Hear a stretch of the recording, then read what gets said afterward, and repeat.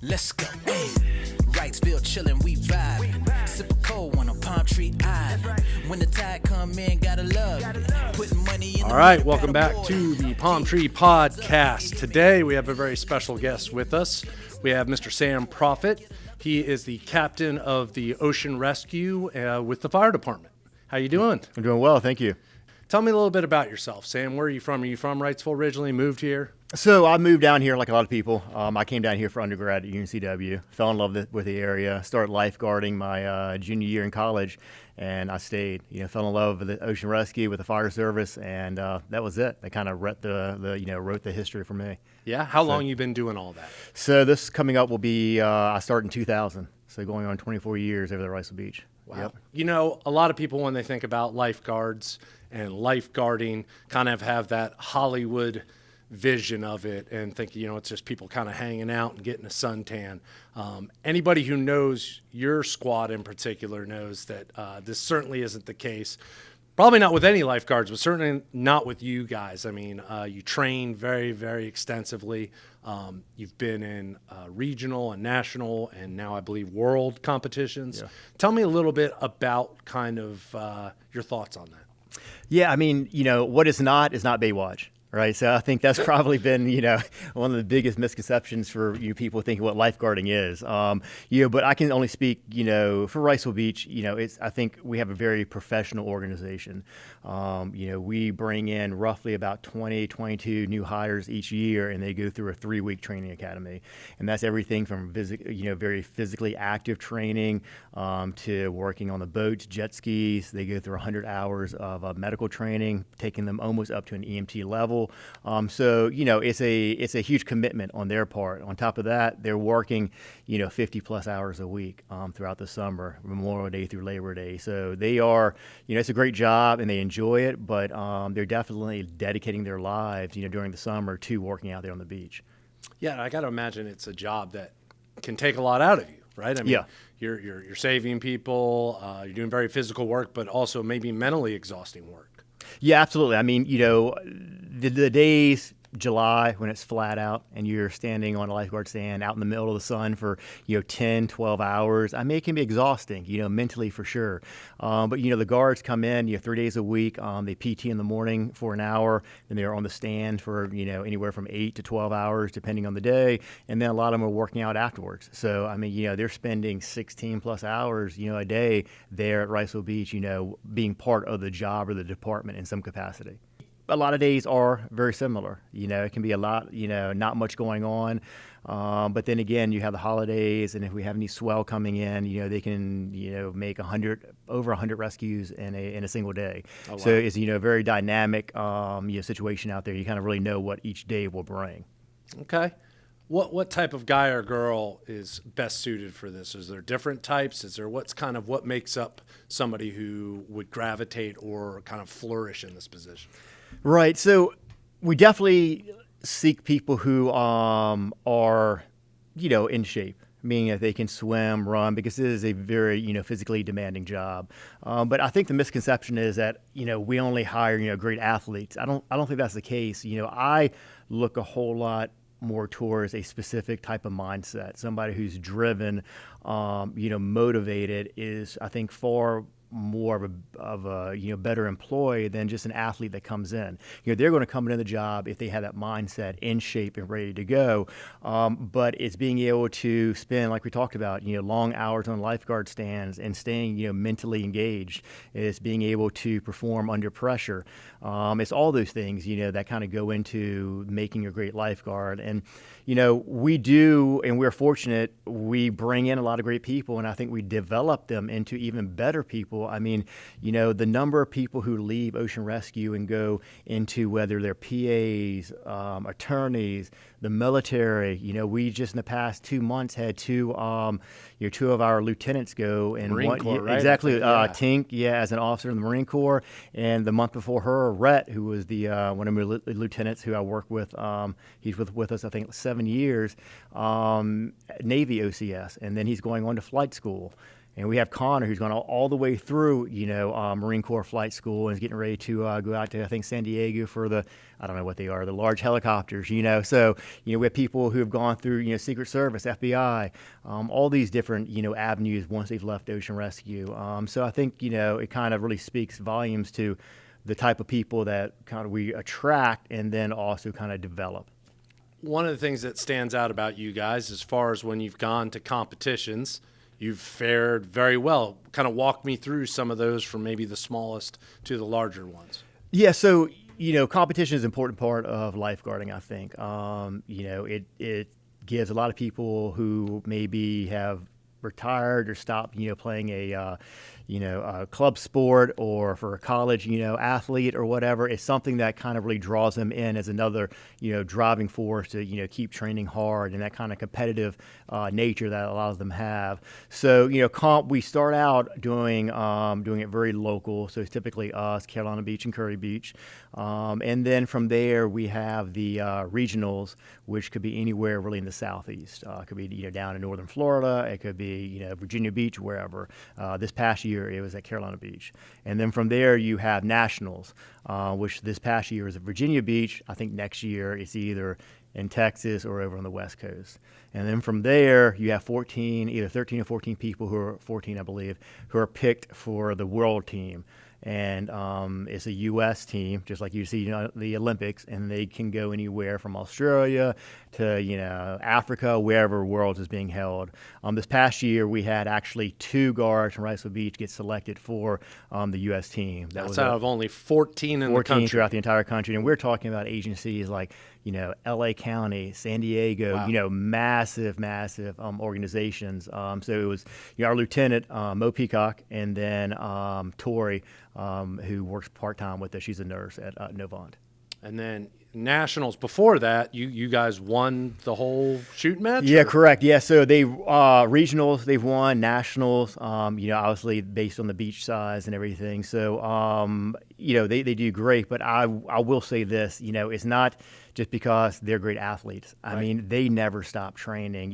Mo Peacock, Lieutenant Peacock leads it, and him and Lieutenant Nelson, but I mean, it's year round for them. They're either in the pool or they already, are training for some aspect for it coming up next year. So, props to them for being, mentally engaged like that. I kind of watch them. I'm like, man, I don't know how you do it, man. But yeah, it pays off. I filmed a little bit with you guys, and even that was painful just to watch you guys work. I mean, they were just doing like a morning workout. Yeah. And you could tell there's an intensity to it. So, I mean, firsthand, you could see those guys they're not messing around. No, not at all. Not at all. And I mean, they'll be up at, 4:35 a.m., whether they're going to a pool or, coming to the station to work out. Like I said, I mean, they are very driven and, very, very motivated, but it pays off. I mean, they're the best, some of the best in the world. And real quick, just so people understand, not just lifeguarding, right? You're also part of the fire department. Kind of talk to me about your role there, and then I believe you do EMS as well. Yeah, correct. So we fall under the fire department. So whether there's a stand lifeguard or a supervisor, it's all part of Wrightsville Beach Fire Department. Myself, Director Baker, like Lieutenant Peacock, Lieutenant Nelson, and a couple others, we're also full-time firefighters. So like myself, I'm the ocean rescue captain, but I'm also a fire captain as well. So during a day, we could be responding to, oceanic water rescue calls. We could be responding to, a sick person, difficulty breathing, or we could be responding to a car wreck or a structure fire. So I think, for the residents and the visitors of Wrightsville Beach, I think it's a great setup because you have, numerous cross-trained individuals that could be, like I said, 1 minute could be an ocean rescue or someone in distress. The next minute it could be a structure fire. So, when the worst, case scenarios happen, you have kind of people coming out of the woodwork who are part of the department to respond. Okay. Well, let's talk a little bit about, we obviously have a lot of new people moving to this area and maybe a lot of people not as familiar with the beach and familiar with the ocean. Let's just say I'm just busting out of Omaha and I see that ocean and run into it I go. What are some of the things just kind of helping people who maybe don't have that much experience around the water, have just moved to this area or visiting? What would you tell them to kind of think about? Probably not going in the ocean. Right. At least as long as lifeguards aren't there. Yeah, I mean, The ocean, I mean, it's an inherently dangerous, place. And while, some days it looks calm and, the National Weather Service isn't, sending out messages on your, apps about rip current, advisories and stuff like that, rip currents can occur at any time. And it's without question, I think, probably what leads to the majority of fatalities, drowning fatalities, are people who end up getting stuck in the rip currents. And I'll be honest, the days where we have a hurricane off the coast and we have 5-6 foot swell coming in and huge rip currents, I mean, those are easy days for us because most people are looking at it and they're like, it probably looks a little dangerous. Maybe we should go to the Holiday Inn pool or whatever. They're not going out. They listen to us. It's the days where we're flying yellow flags, or maybe the lifeguards just got off work at 5 o'clock and people venture out and a small rip current forms, and it's not anything that's going to pull you underwater. It's not going to pull you out 100 yards or whatever. It's going to maybe 10 yards. It's going to pull you, and it's going to dissipate when it gets to deeper water. But what happens is people start to panic. And once you start panicking, and if you've ever been in a situation, to where you start to panic, whether it's claustrophobic or whatever the situation is, it can deteriorate your ability, to survive very quickly. So people start, trying to immediately swim in, and you never be successful swimming against the rip current, and they become tired, and then they start to submerge under the water, and that's when the drownings occur. Okay. Run me through quick kind of flags and flag colors. I show up to the beach. I see some flags. What the heck does that mean? Yeah, so at Wrightsville Beach, we have 13. We'll have 14 lifeguard stands coming up this year. So they're from stand 1 at the north end to stand 13 on the south end. They're staffed roughly about 10 to 5 p.m. And to know if a lifeguard's in the stand, we will always be flying a flag. At Wrightsville Beach, we only fly 2 flag colors, although we advertise 3. We only fly yellow or red because it's never truly a green day. So yellow is obviously caution. Red is, you need to stay out of the water without question, 100%. Okay. So, if you do come to the beach, we run a lot of calls before the lifeguards get out there. People who decide to wake up at sunrise and go out and get distressed. And we run a whole lot when lifeguards, come off the stands, because it didn't get dark till 8:30, they're going out there, and at that point, people are calling 911. It's going to be a bit for responders to get out there. So, if you come to Wrightsville Beach or any beach for that matter, make sure that it's staffed with lifeguards. Make sure you're always swimming next to a lifeguard stand, and listen to them. If this is a red flag, it's a red flag for a reason. We're telling you stay out of the water, stay out of the water. I mean, it really is amazing how many people on those days we do rescue, and sometimes we rescue them 2 to 3 times because they continuously go out, and it's just kind of, you shake your head. It's like, what else do you want from us? Like, you've been saved like twice now, stay out of the water. But, it's rip current. Also another thing that I think people don't really think a whole lot about, particularly in the summer, is lightning. That's a big thing we've been trying to push with PSAs. The beach is probably the most unsafe place you can be during lightning. For our protocol is that if there's lightning within 10 miles of Wrightsville Beach, we pull all the lifeguards off the beach. So if you're out the beach and you get a lightning alert, you see the lifeguards blow the whistle or hear them blow the whistle and they come off the lifeguard stand, seek shelter. Go to your vehicle, go to a home.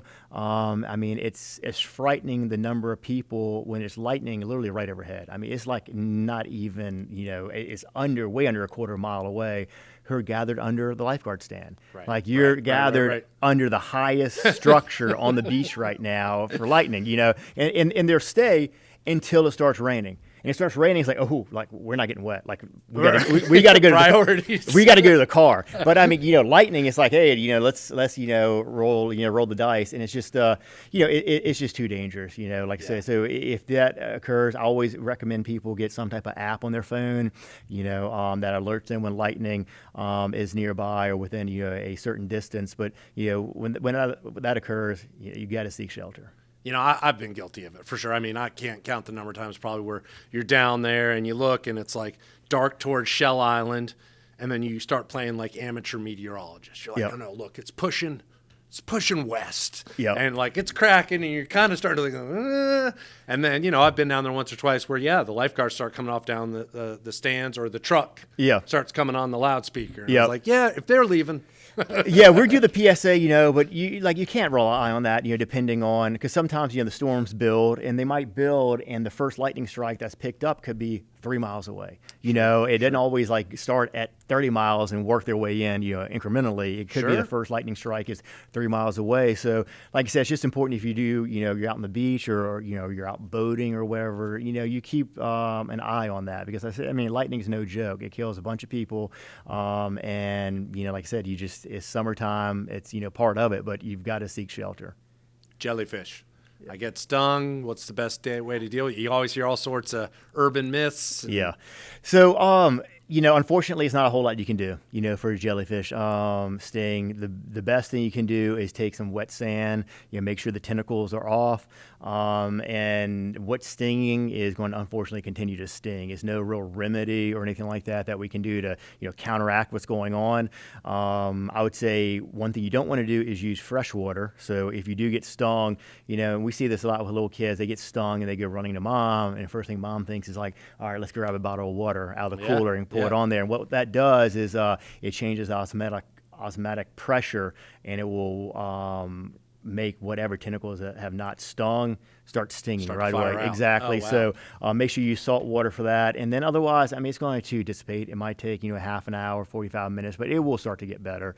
You know, what we really keep an eye on are people who have any type of you know, medical conditions, you know, have an allergy to shellfish, bee stings, things like that could, you know, develop like anaphylaxis or something like that. Those are the ones we really keep an eye on. But otherwise, it's just going to be uncomfortable. I mean, we get stung all the time out there. And, you know, outside of box or Portuguese, it's just going to be uncomfortable, and, you know, just deal with it.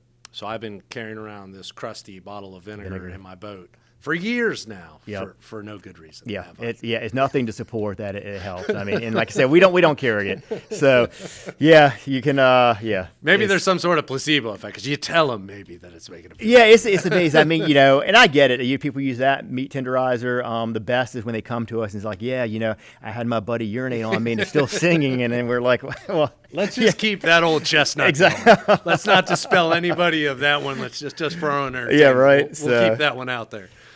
How about, man, just standout memory so far in doing the job? You said almost 23 years. How many years? Yeah. So this 2000. You know, what are the things that immediately come to mind, memories, as far as good, bad, anything? Like, what rises right to the top? That's a tough one. You know, I'd say without question, I mean, you know, the calls are the calls. You know, you have good ones, you have bad ones, you have ones that, you know, kind of stick with you, ones you wish you could change. But I think it's really the people that you know, I work with. You know, I thank God, you know, every day for, you know, being able to be in this role, and, you know, the great people I get to, you know, who I call my friends, their family. And so, you know, I'm really fortunate for that. And then, you know, we just, on November 16th is the day when Jeremy passed away, who was the previous, you know, ocean rescue captain. And so, you know, it's always a lot of, you know, emotions with that. He was, you know, my best friend. We grew up, you know, going to the fire service together. And so, you know, that was a big hit to public safety, particularly, you know, to Wrightsville Beach and ocean rescue. So, you know, I think it's just, you know, those are great memories, you know, spending the time, you know, driving up and down the beach with him. But it's really the people, you know, that's kind of what really makes the difference. Okay. Is there anything you think it's important for people to know about ocean rescue in general, about Wrightsville Beach? Anything in particular?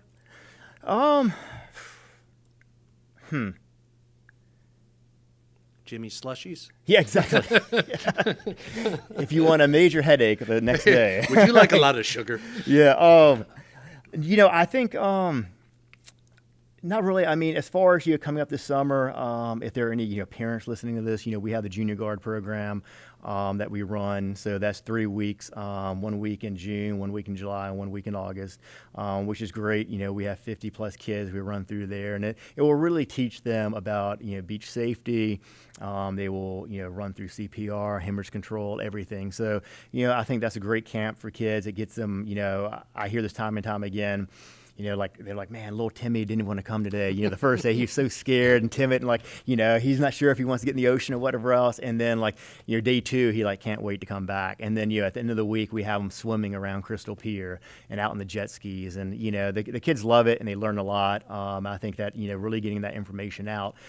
We had actually a situation this summer to where the guards went out to get someone caught in a rip, and this kid on a surfboard swims over and puts him on this board and gives us the okay sign. We're like, what the, like, how's the kid know like our signs or whatever? And then when we came in, he had just gone through like the month before the junior guard program. Oh, how and cool. so he made a rescue. We're like, man, this, we have about 5 more years and you can come to work for us. So, Yeah. But I think that's a great thing. Otherwise, it's just. Wrightsville Beach is a great place. It's we get a lot of people during the summer. Parking is a difficult situation. It's just not enough parking spaces. That's a polite way to yeah, say exactly it. right. It's too many cars, not enough space. But I just from an ocean rescue standpoint, I think. Some of the lots like at Johnny Mercer's and places like that. I see people sometimes.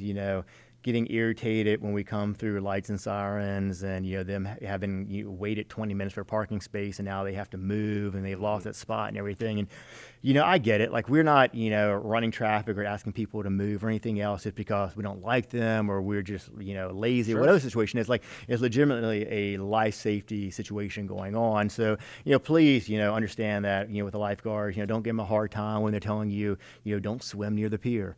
Or don't surf near the pier.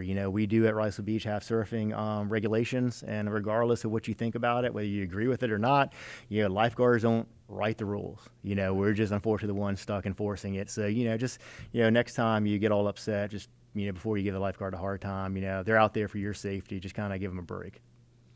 You made me think of one thing, and tell me if you agree with this statement.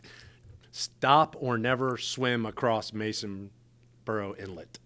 Just don't do it. Yeah, Masonboro or Masons, but inlets, when it goes from high tide to low, all that water is going to be pulling out. And, we do, I don't know, probably 8 or 10 rescues a year at Masonboro Inlet there where people are pulled out and they're, either stuck on the rocks or whatever. Mm-hmm. They've been holding on to the navigational buoys or marine buoys there before.